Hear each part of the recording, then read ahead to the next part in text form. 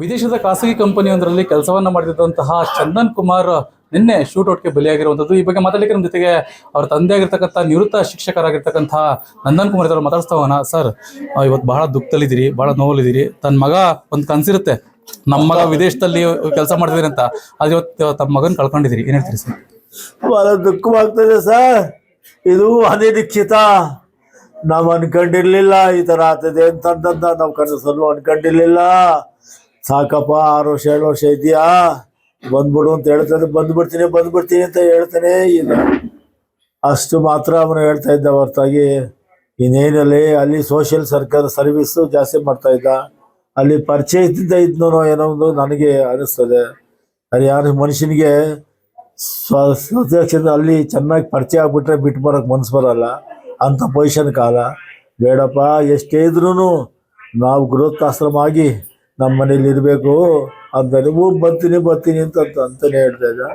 ಮೊನ್ನೆ 6-9 ತಿಂಗಳಿಂದ ಬಂದಿದ್ದ. ತಿರ್ಗಾ ಬರ್ತೀನಿ ಅಂತಂದು ತಿರ್ಗಾ ಬರಲಿಲ್ಲ. ಈಗ ಏಪ್ರಿಲ್ಗೇನೋ ಬರ್ತೀನಿ ಅಂತ ಹೇಳಿದ್ದ ಅಷ್ಟೇ. ಸರ್, ಈಗ ನಿನ್ನೆ ನಿಮ್ಗೊಂದು ಕರೆ ಬಂತು, ಏನ್ ವಿಚಾರ ಗೊತ್ತಾಯ್ತು? ಏನಂತ ಹೇಳಿದ್ರು? ಯಾರು ಏನ್ ಹೇಳಿದ್ರು ಸರ್ ನಿಮ್ಗೆ? ಅವರು ಇಂಗ್ಲೀಷಲ್ಲಿ ಮಾತಾಡಿದ್ರು. ನನಗೆ ಇಂಗ್ಲೀಷನ್ನು ಮಾತಾಡಕ್ಕೆ ಬರ್ತಿದ್ರು. ನಾನು ಕಾಲ್ ಎತ್ತಿದ್ರೆ, ಈಗ ರಿಸೀವ್ ಮಾಡಿದ್ರೆ, ಇವತ್ತು ನೋಡಿದಿರಲ್ಲ, ರಿಸೀವ್ ಮಾಡಿದ್ರೆ ಒಂಥರ ಆಗ್ತದೆ. ಅದಕ್ಕೆ ನಾನು ಕಟ್ ಮಾಡಿಬಿಟ್ಟೆ. ಅವರು ಪುನಃ ಫೋನ್ ಮಾಡಿಬಿಡಿದ್ರು, ಕಟ್ ಮಾಡಿಬಿಟ್ಟೆ. ನಾನು ಫೋನ್ ನಂಬರ್ ಬರ್ಕೊಂಬಿಟ್ಟು ನಮ್ಮ ಹುಡುಗನಿಗೆ ಫೋನ್ ಮಾಡಿದೆ. ಅವನು ಎತ್ತಲಿಲ್ಲ. 3 ಸಲ ಮಾಡಿದೆ, ಎತ್ತಲಿಲ್ಲ. ಯಾಕೆಂದರೆ ಆ ಟೈಮ್ನಲ್ಲಿ ಅವನು ಎತ್ತಲ್ಲ.